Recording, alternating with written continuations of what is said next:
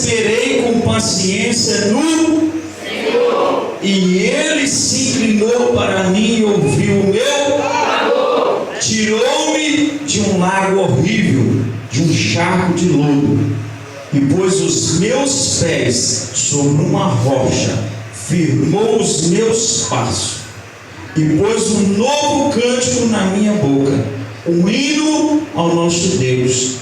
Muitos o verão e temerão e confiarão no Senhor.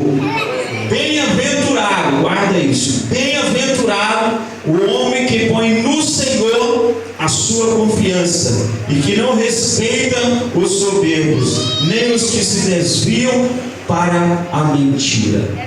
Amém? Pode sentar os irmãos.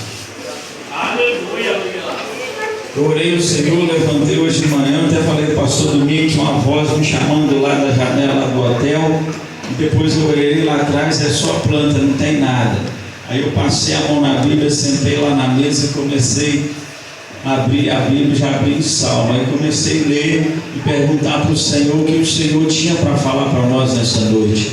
Porque vem dele, o Espírito Santo, que tem que confirmar a palavra que deve ser dita. Porque cada lugar que nós formos, tem uma palavra para cada congregação.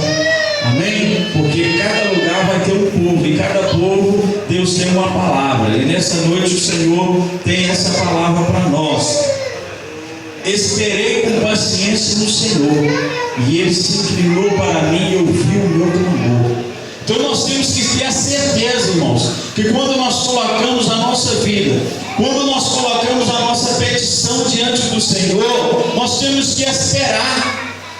Nós temos que esperar, porque pode ser hoje ainda, ou pode ser amanhã, ou pode ser daqui a um mês, que o Senhor vai te dar o retorno, vai te dar a resposta, ou que o Senhor vai fazer acontecer aquilo que você está pedindo. Só que nós não podemos esquecer que nós temos que fazer o quê? Esperar com paciência nele.